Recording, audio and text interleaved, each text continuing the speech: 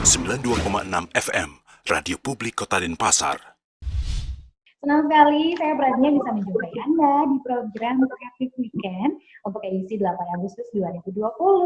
Dan ini seperti biasa di Creative Weekend untuk di program Denpasar Sore ada edisi Creative Weekend, dan sekarang saya sudah terhubung bersama narasumber yang akan berbincang-bincang kurang lebih selama 30 menit bersama kita di sini.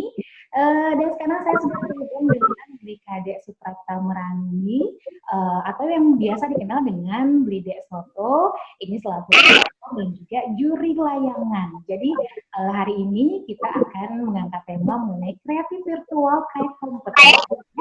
Selamat sore, Blidek. Halo, selamat sore semuanya. Apa kabar, Blidek, sore hari ini?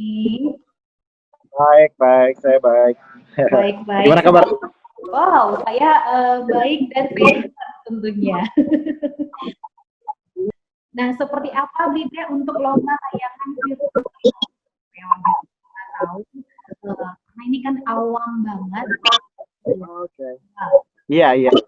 Untuk lomba layang virtual, emang di tahun 2020 kita kan Rariangon di Bali itu pada dasarnya setiap tahun kita ada lomba layangan secara rutin dan berkala ya.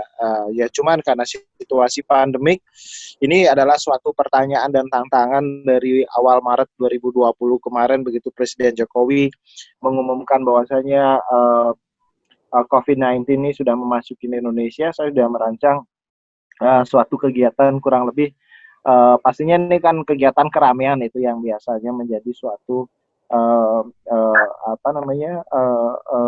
tempat penyebaran tercepat dari virus COVID-19 ini. Jadi dan di Bali pastinya dikenal dong, nggak cuma layang-layang saja, upacara adat, keagamaan, termasuk dengan kegiatan-kegiatan festival event di Bali itu banyak banget. Nah, layang-layang adalah salah satunya. Kebetulan karena saya juga berkecimpung di layang-layang sudah lebih dari 30 tahun kali ya.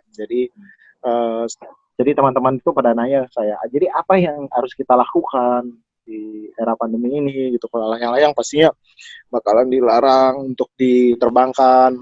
Iya. Ataupun kegiatan pasti dilarang kan, itu jadi pertanyaan yang sangat common, sangat biasa banget buat saya. Yang paling sering ditanyakan ke saya. Jadi saya jawab, yang betul, emang nanti pasti akan ada, waktu itu udah keluar maklumat Polri sih, yang sekarang udah dicabut, terus PSBB, ada PKM, segala macam. Jadi I was thinking like, dengan salah satu akun berita di Instagram, dia menanyakan apa yang harus saya lakukan, ya saya bilang ya kita bisa melakukan sebuah kegiatan berupa lomba layang-layang secara virtual. Jadi dasarnya kenapa belum? Ya, saya bilang dasarnya karena dasarnya ini adalah pandemi yang terjadi dengan segala aturan yang terjadi kan. Jadi kenapa dan bagaimana caranya gitu kan? Gimana sih prosesnya? Saya bilang gini, Presiden pun melakukan meeting dengan para menteri, para gubernurnya melalui Zoom. Nah, terus kenapa juga kita main layangan, mengadakan sebuah lomba layangan secara virtual dengan menggunakan Zoom? Why not? Gitu. Ternyata bisa. Ya udah, memang bisa. Dan sekarang dan kebetulan itu yang kali pertama itu kita tanggal berapa ya? Tanggal 31 Mei ya, 2020. Ya, itulah the first festival, virtual kite festival pertama kita, dan Asia Tenggara itu menjadi the first kite festival secara virtual di dunia. Wow, keren sekali. Ini Bali pertama kali ya, Pak Tidrian? Di Bali pertama, jangankan di Bali, it's in the world, di dunia. Oh, dan itu diakui oleh dunia sebagai best competition untuk layangan ya, Bu ya. Dengar-dengar bulan Juli kemarin juga ada ya, Bu ya? Oh, bulan Juli. Jadi setelah tanggal 31 itu ternyata awalnya lucu gitu loh. Awalnya lucu. Jadi begitu saya posting akan saya adakan lomba virtual, banyak sekali pertanyaan dari teman-teman yang lain dari luar negeri, dari Thailand, dari Malaysia, terus ada dari Australia. Mereka nanya, are you sure they're going to make virtual kite competition, saya bilang, yes, why not gitu. Dia kayaknya mereka melakukan kita gitu. Dan Iya. saya bilang ini loh, Indonesia plus 62 plus 0361.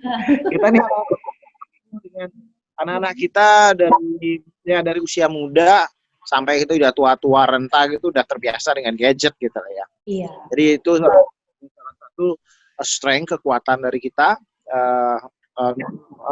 yang saya pikir itu adalah salah satu kekuatan dari kita semua untuk bisa melaksanakan sebuah kegiatan lomba secara virtual, dan it was successfully, 100% successfully.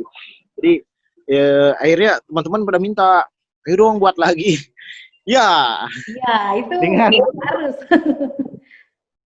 dengan Jadi modal 0 rupiah. benar. Saya bersyukur banget ya dibantu sama teman-teman pengusaha-pengusaha lokal, walaupun dalam masa pandemik paceklik yang mencekek, karena sekali ada teman-teman yang memang berniat dan membantu sekali secara pendanaan sebagai hadiah. Itu pun lomba saya buat gratis, tidak ada pungutan biaya. Jadi benar-benar want to entertain people gitu, dan tanpa melibatkan sepeser rupiah pun dari uang pemerintah, baik pemerintah kota maupun provinsi, tidak ada. Sepeser rupiah pun tidak ada. Ini betul-betul saya bersama teman-teman ngayah gitu lah istilahnya untuk Rariangon di Bali, untuk masyarakat di Bali. Iya, dan ini antusiasnya sangat besar sekali. Tapi yang saya herankan itu adalah cara penilaiannya nih, Blide. Karena kan kalau kita secara langsung, kita bisa menilai dengan, langsung melihat layanan apa. Tapi kalau misalnya virtual, itu dari segi apa saja penilaiannya, Bli? Karena kan menggunakan virtual, kita nggak lihat layangannya langsung, hanya berupa video gitu. Menurut Bli, penilaiannya seperti apa? Jadi begini, kalau dalam kondisi reguler, kondisi normal, reguler, kita lomba itu terbagikan dalam berbagai kategori. Dibagi menjadi 2 kategori utama, traditional kites, layangan tradisional, dan layangan kreasi baru. Jadi layangan tradisional pun juga dibagi menjadi 3 elemen, 3 unsur. Jadi ada bebean, ada jangan pecukan terus ada turunan dasar-dasarnya, ada varietas lain gitu loh di bidang 5 tradisional, dan secara real kita bisa melihat secara langsung bentuk layangan gegulakan itu patternnya, terus kerja sama tim, jejer tali segala macam. Kalau layangan tradisional nanti akan ada ruangan segala macam, itu gampang sekali untuk kita nilaikan. Nah, sekarang di virtual, sedangkan kegiatan yang normal tanda petik tersebut yang berlaku 2019 ke bawah tidak bisa kita laksanakan 2020. Saya juga sudah menyadari akan pentingnya sebuah penilaian dalam lomba. Jadi makanya saya tidak memasukkan kategori layangan tradisional ke dalam sebuah lomba kali ini. Dalam sebuah lomba. Oke. Terus berarti untuk virtualnya apa saja penilaiannya nih Blide? Virtualnya jadi saya pilih layangan. Saya pilih layangan jenisnya itu, saya pilih layangan yang gampang naik dari rumah. Dan layangan yang gampang naik dari rumah itu harus indah juga gitu. Oleh karena itu saya dari awal sudah memutuskan berjenis celpu atau burung hantu. Dengan pertimbangan, 1, dia gampang naik di rumah, gampang dibuat, 2, dan itu gampang sekali untuk hias, maksudnya sangat indah kalau dihias gitu loh. Jadi saya sudah memikirkan kategori penilaian color segala macam, atau keindahan warna melalui bisa kita lihat dari zoom. Kemudian kalau dari zoom kita satu layangan tuh antara 15 sampai 30 layang-layang, jadi tetap aja kita tidak bisa menilai maksimum kan, karena kemampuan mata kita untuk melihat layar komputer, kita pindahin ke big screen di TV kita melihat 15 layangan, tapi kita nggak bisa konsen secara penuh.